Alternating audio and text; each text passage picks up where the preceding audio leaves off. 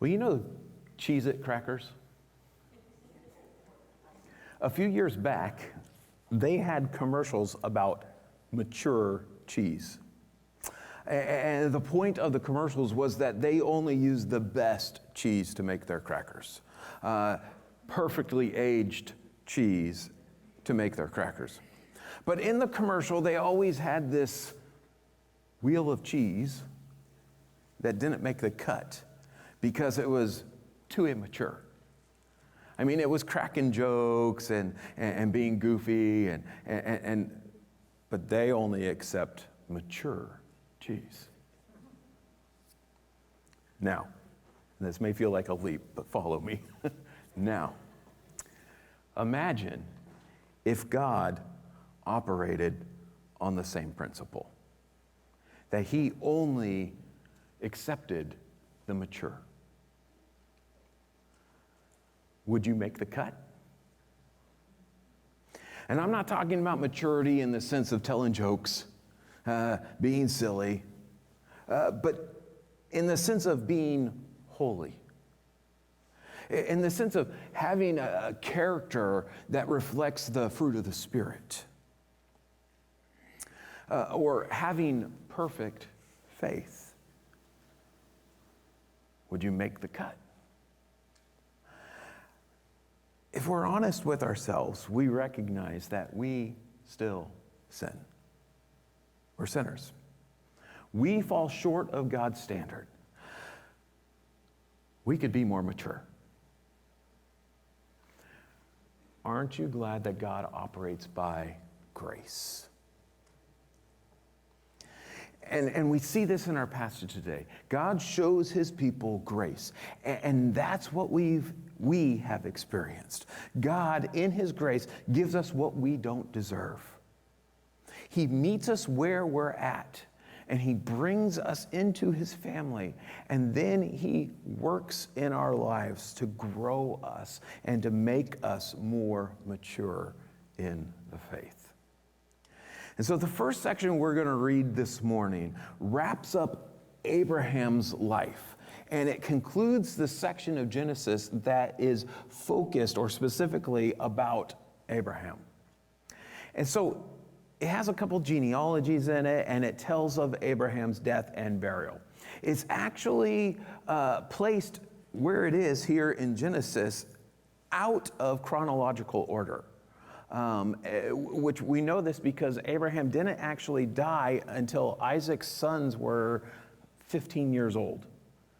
And we haven't even read about their birth yet. We will today. And so it's a little out of order here. But it's wrapping up the section on Abraham. And as it does that, it reminds us that God is always faithful. And it reminds us that Abraham lived by faith. And so we're going to start here in chapter 25, verse 1. It says, Abraham took another wife whose name was Keturah. She bore him Zimran, Jokshan, Midian, Ishbak, and Shua.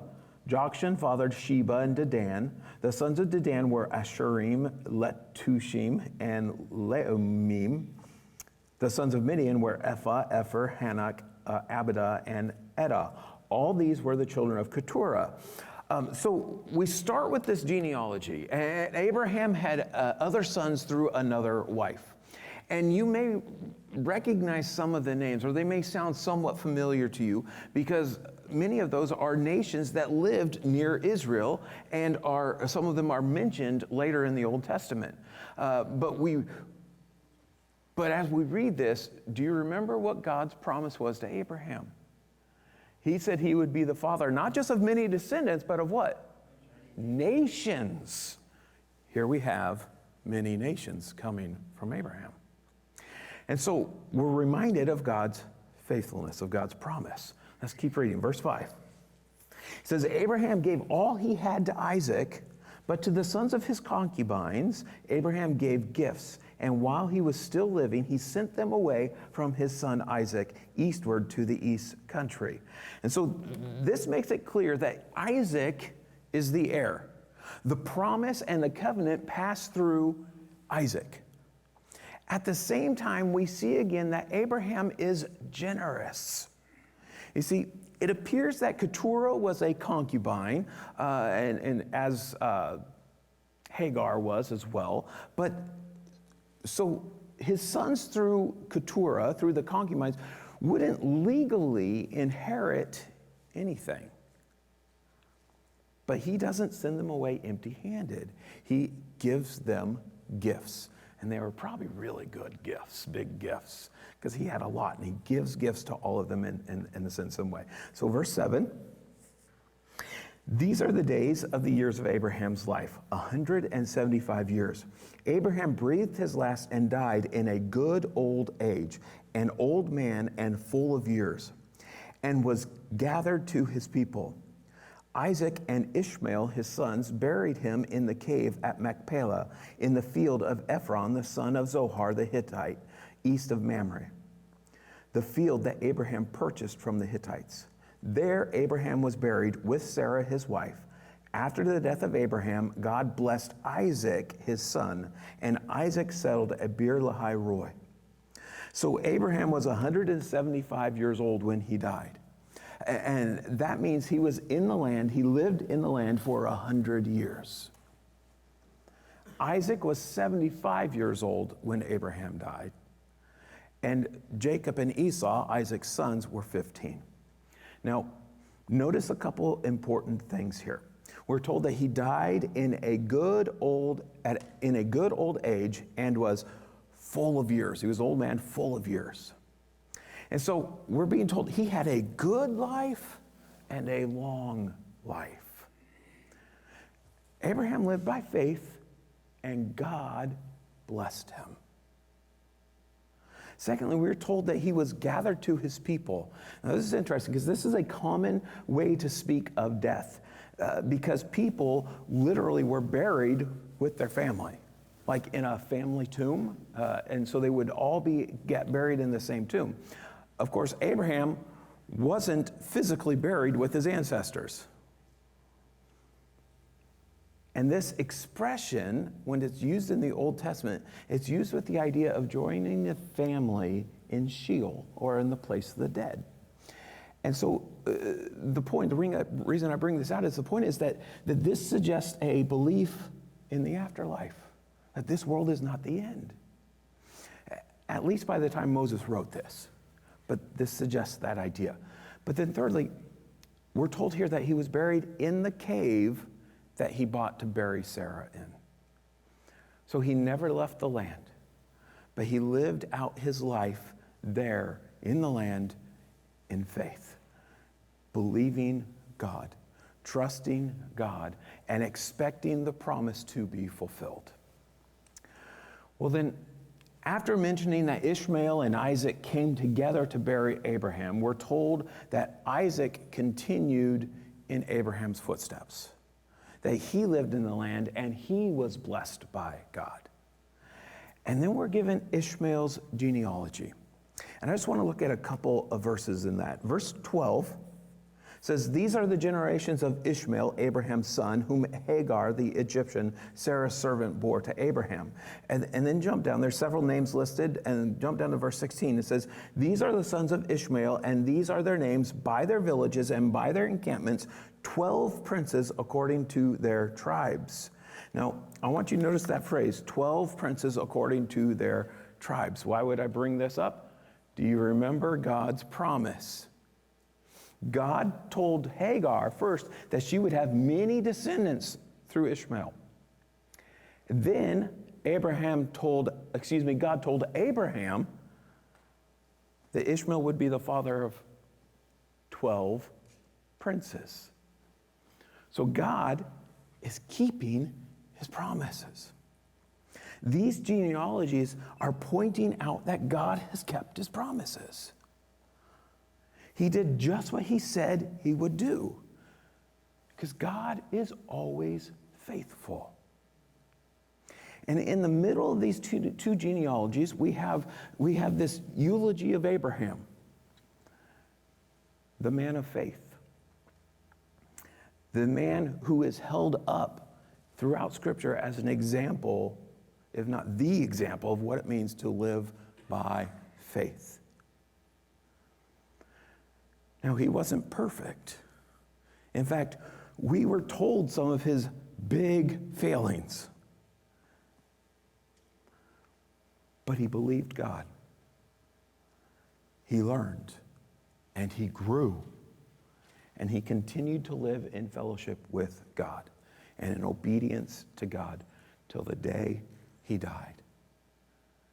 He lived by faith. So, once again, we need to drive this home. How are we to live as God's people? By faith. This is so important. This is the key to living in fellowship with God. Faith. In fact, Hebrews 11:6 tells us this: without faith, it is impossible to please him, to please God. For whoever would draw near to God must believe that he exists and that he rewards those who seek him. So faith is the starting point of a relationship with God. You must believe that God exists, and we know from further revelation in the New Testament that you must believe in Jesus. If you don't have faith in Jesus, you have no relationship with God.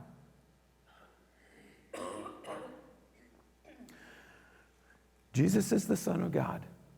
He is Lord over all, and he died to save us from our sins. That's the starting point. We come to him by faith. And then we continue to live in fellowship with God by faith. We obey by faith. We please him by faith. So believe in him, trust him, and live for him. And so that wraps up Abraham's story, and now we move on to the account of his son Isaac. Although the focus will really be on Abraham's grandson, Jacob. So look at verse 19. These are the generations of Isaac, Abraham's son. Abraham fathered Isaac, and Isaac was 40 years old when he took Rebekah, the daughter of Bethuel, the Aramean of Paddan Aram, the sister of Laban the Aramean, to be his wife. And so, as we begin the account of Isaac, we are reminded that he married Rebekah. And when we hear about Rebekah, we should remember how that happened. We just talked about it last week, about how God miraculously led Abraham's servant to her, and how it was clear that Rebekah was God's choice to be Isaac's wife. So we remember that, but then we read this. Look at verse 21. And Isaac prayed to the Lord for his wife because she was barren. She couldn't have children. And the Lord granted his prayer, and Rebekah, his wife, conceived. So she's barren. So she and Isaac are supposed to be continuing on the promise of God in the covenant of God. They are supposed to have many descendants, and yet she's barren. She can't have children. Does that sound familiar? Just like Isaac's mom, Sarah. Same story as Sarah. Now, is this a problem? Not really. Because it's an opportunity for them to trust God. He made a promise. So it's an opportunity for Isaac to live by faith. And he does. We're told that he prayed for her. And this is the exact right thing to do in this situation. Isaac knows who's in control. He knows that God is sovereign, and he knows who could change this situation. And so he prays. But it appears that this went on, that he prayed for 20 years. Because they were married when Isaac was 40. Her children weren't born until Isaac was 60. But this was time to learn and to learn to trust God and to wait on him. And Isaac did well in this. He didn't come with any crazy schemes like his parents did, try to help God out. What did he do? He prayed. And then she became pregnant. Another miracle done by God. Verse 22. The children struggled together within her, and she said, "If it is thus, why is this happening to me?" So she went to inquire of the Lord. And the Lord said to her, "Two nations are in your womb, and two peoples from within you shall be divided. The one shall be stronger than the other. The older shall serve the younger." And so she's having a rough pregnancy. And it's twins. And she doesn't know what's going on. And it's interesting that most of our English translations say the children struggled within her, or struggled together within her. The NIV says that they jostled her. Now, this word literally means crush. So they were crushing each other. You read this, and so it's talking about like a violent struggle here. You expect these babies to be born with black eyes and bruises. But this foreshadows the rest of their lives. Even in the womb, they're fighting for dominance. And Rebecca is thinking, what is this? I mean, for 20 years she's wanted to become pregnant, and now she is, and it's something crazy's happening. I mean, and what she says is a little hard to translate exactly because it's a very choppy statement. It's kind of broken off statement. It's literally, if so, why this I? If so, in other words, if this is what it is, why? It's like she doesn't even know what to say. She's just exclaiming this. But what is clear is that she's confused, and this is an anxious exclamation. She's saying something like, "This is crazy, what's going on?"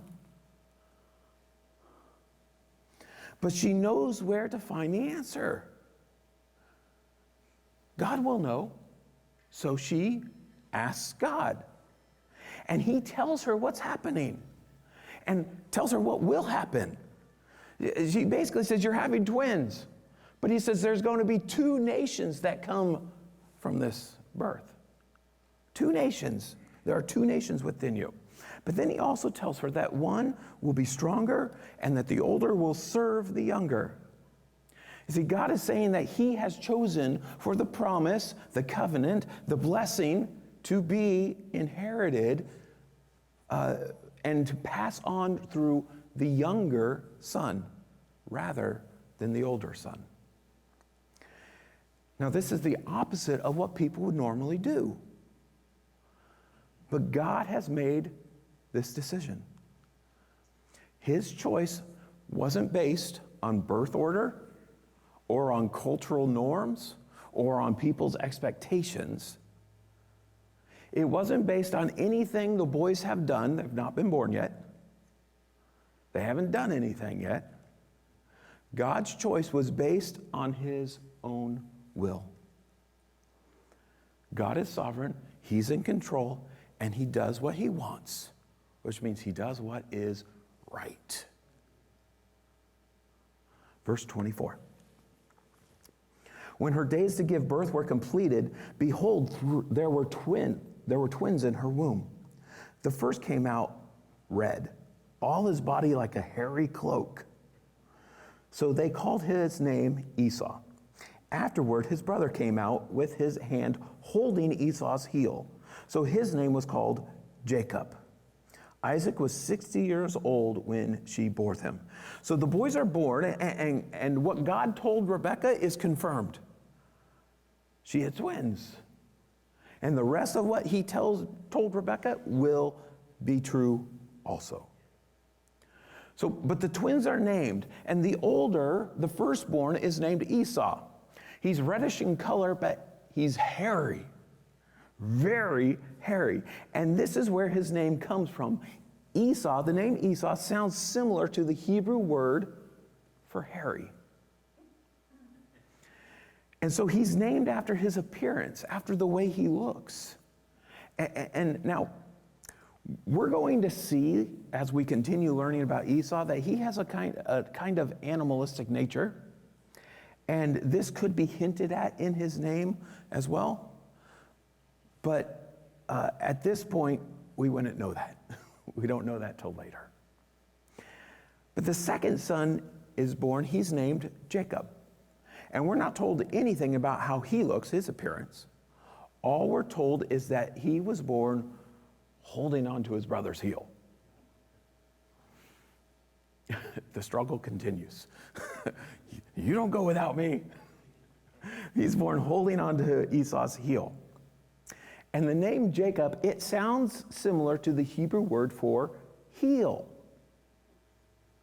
because he's grabbing the heel. And at his birth, this probably had a positive idea, like a protector, like someone who's at your heel or at your back. So it's the idea is like he's a protector. He's someone who has your back. But this name also hints at his character and his personality from the beginning. And his later actions will reflect a more negative idea, that he's a deceiver. He's one who grabs at the heel or betrays. So rather than having your back, he's a backstabber. And we'll see this as we continue reading about Jacob. He's got issues. And God knew he would have issues. And so one of the first questions that may come to your mind is, why did God choose him? Well, the answer is simply grace. It's not because Jacob's perfect, but because God is gracious. Let's keep reading verse 27. When the boys grew up, Esau was a skillful hunter, a man of the field, while Jacob was a quiet man, dwelling in tents. Isaac loved Esau because he ate of his game, but Rebekah loved Jacob. So the boys grow up, and they're described for us here, and they're different, and they have different personalities. So Esau is more outdoorsy, he's rugged, he's a skilled hunter. And all of this sounds pretty positive, but it may not be. The Old Testament seems to favor shepherds as more of the ideal than hunters. Shepherds care and nurture. Hunters are often aggressors, like Nimrod, who was called a great hunter or a mighty hunter. And then Nimrod went on to found the cities of Babylon and Nineveh. Cities that were violent, cities that opposed God and the people of God. But then we have Jacob. Jacob is quiet and civilized. Literally, he is described as complete or perfect. Now, when it says, if we're saying complete or perfect, this isn't speaking of his character, but that he has a together life. He has it together. So he has a calm lifestyle, civilized lifestyle. He doesn't go off running into the woods, but he's civilized. And he's probably a shepherd, like his father, like his grandfather. But then we learn that the family is fractured by favoritism. Isaac loves Esau, but Rebekah loves Jacob. Now, the competing that started in the womb has just continued, and it's just been escalated by the parents, by their playing favorites. But why are the parents playing favorites? It's interesting that usually what you hear people say that the reason is for the favoritism is that because Esau is a man's man and Jacob is a mama's boy. And if that was the case, I might prefer Esau as well.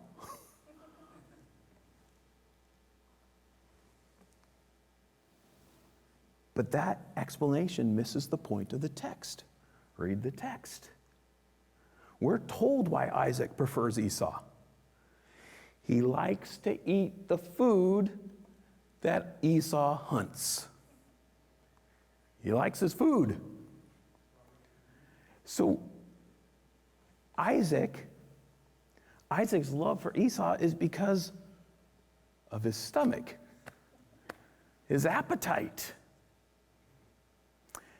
And we're not told why Rebekah preferred Jacob, but we can assume it's probably because of what God had told her about the younger being first, or that the firstborn, the older, serving the younger.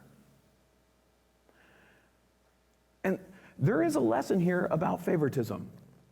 The lesson is it's bad. Don't do it. It destroys families. Don't do it. But there's a bigger point being made here. When God says, this is the way it is, or this is the way it will be, the correct response is, okay, and then submit to it.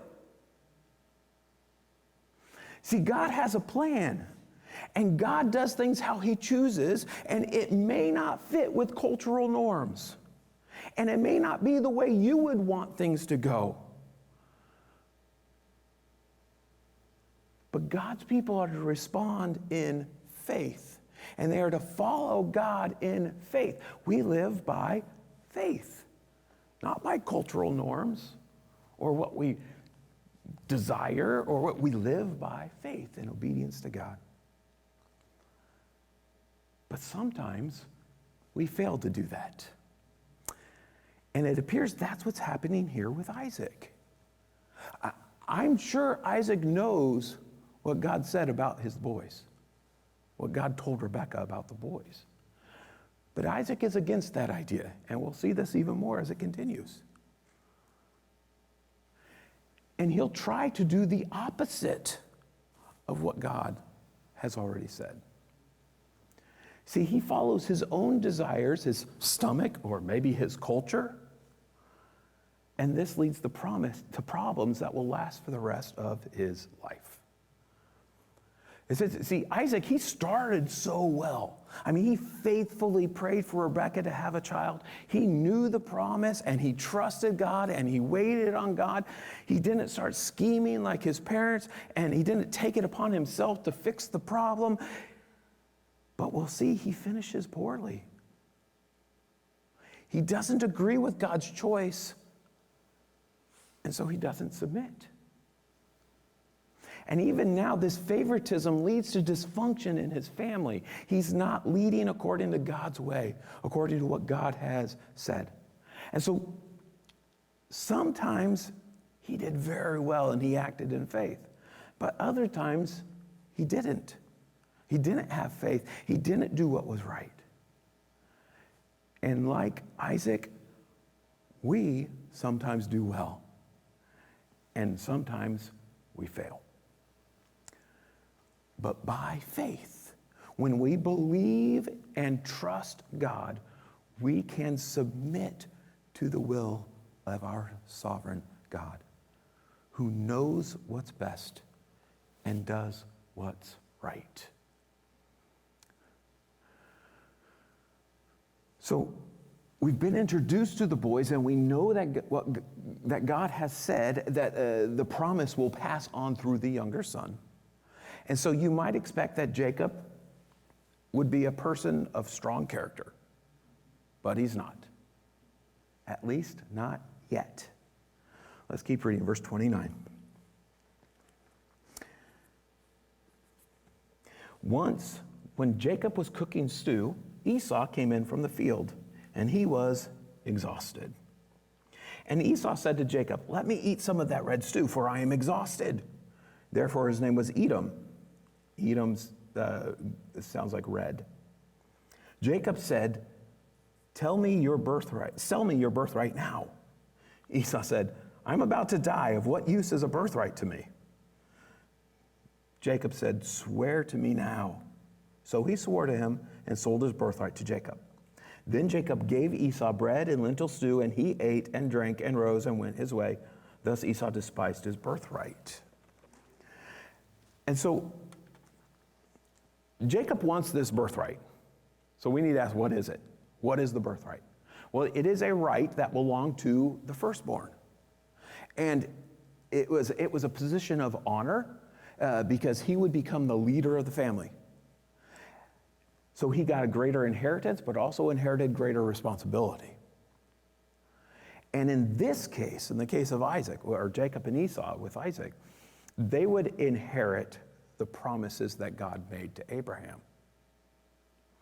And so now we're not told what they knew about the promises and the covenant, but we can assume that they knew. I mean, why can we assume this? Well, for one, Jacob wants that birthright. And he surely, his mom told him what God had told her. Also, Abraham died when these boys were 15 years old. So they talked. They hung out. I am sure that Abraham told them about God and told them about the covenant, told them about the promises. Told them, this land will one day will all be ours. It'll belong to our family. And we will have many descendants. And I can imagine Abraham sitting out under the stars with his grandsons and saying, see all those stars? You know what God promised? I'm going to have more descendants than those stars. So you can imagine, I am positive Abraham told them. So they know. But Jacob and Esau are grown up now, and Esau's been out hunting or working, and he's exhausted because he's been working hard and he needs food. You've ever been there? Where you've worked really hard, and you haven't eaten, and you're like, you come in, I'm like, oh, I'm so hungry, and you may even feel weak, and you're faint, and you're just like, I gotta eat something. So Esau comes in. Is he literally starving? I don't know, maybe an over-exaggeration, but this is the way he is. He's like, I need to eat. And this was a perfect opportunity for Jacob to show compassion and hospitality. I mean, he could be generous like his grandfather. This would have been the godly response. But Jacob sees the perfect opportunity to manipulate and take advantage of the situation. And so he does. He takes advantage of his brother's hunger and his brother's personality. He tells Esau to sell him the birthright. In other words, so he says, I'll give you food if you give me your birthright. Of course, Esau is only thinking of the immediate, right now. What's happening right now? I'm hungry, I need to eat, I want to eat, give me food. He's only thinking of right now. So he says, what good is the birthright if I'm dead? I'm starving.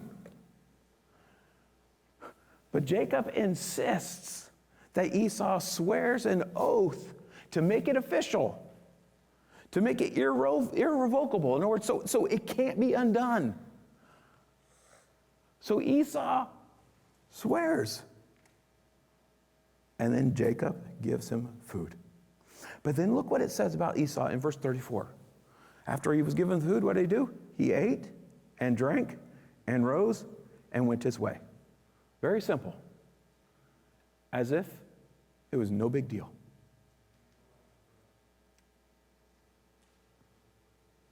But it was a big deal. Because it continues on and says, Esau despised his birthright. In other words, he rejected it. He doesn't care about it. God's promises mean nothing to him. So let's talk here for a minute about Jacob and Esau. The thing is, as we read this, neither one of them comes out looking good. Both of them have glaring character flaws. Esau is demanding, and he's impulsive, and he gives no thought to the future. He's only concerned with his immediate need and satisfying his appetite right now. And he has no faith. He has no interest in the promises of God. And he doesn't look at life and his choices through the lens of faith. But he just lives for the moment. This is how unspiritual people live. They give no thought to the things of God. And then we have Jacob. Jacob has this one thing going for him, but it's a big thing. He has faith. He believes God will fulfill his promises. And so he has faith.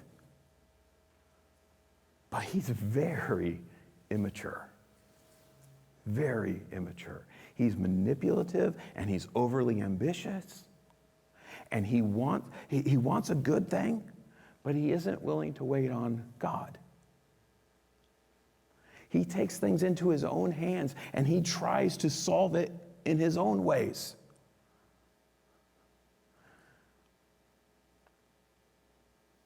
Jacob knows that God has a plan. But Jacob has his own plans as well. And he thinks that for God's plan to work out, Jacob needs to help him. And so Jacob's not, he's not godly or compassionate. In fact, you might say he's mean and conniving. So we could sum up Jacob this way. Although he has faith, it's very immature faith, and he has weak character. I mean, he really needs to grow. And God will work on him for many years. So again, we ask, why did God choose him? It wasn't based on anything he did or will do. Like I said, he was chosen even before they were born. So they hadn't done anything. So he wasn't chosen because he was holy or because he had godly character. Why was he chosen? Because of God's grace. God's choice, God's will. And this is the same is true of us. It's all God's grace. God gives us grace. We are all sinners. If you are saved, it's by grace. God didn't choose me because I was holy or because I do everything right. I don't.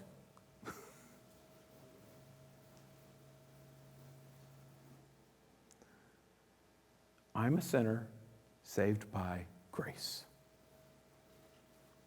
I'm a child of God because of his grace. We are saved. We are God's children by grace through faith. And so we live by faith. And as God's children, we're told to be holy. We are told to be holy as God is holy. We are told to be imitators of God. But we still mess up. Sometimes we obey, and sometimes we sin. And I don't say that like that's no big deal, but I'm just stating the fact. Sometimes we obey, sometimes we sin. Sometimes we act maturely, sometimes we act immaturely. We all need to grow. No matter how old or young we are, no matter how much we have already grown, we all need to grow. But the good news is that God still gives grace. And he will continue to work in your life till Jesus returns and you are perfected. Until then, have faith and strive to be holy and live in his grace, knowing that he loves you And he's already given his son for you. And he will keep working in you. He promises he will finish what he has started. It is such a privilege to be a child of God. Aren't you glad that God doesn't wait until you're good enough before saving you? Or until you're mature enough before choosing to make you his? Aren't you glad that he doesn't wait till you were perfect before choosing to use you in his plan? If he did, we would never make it. None of us would make the cut. But because of his grace, he loves us. He calls us to himself. And because of his grace, he forgives our sins. And because of his grace, he grows our faith and he makes us mature. So draw near to him. Follow him. Wait on him in faith and live in his grace.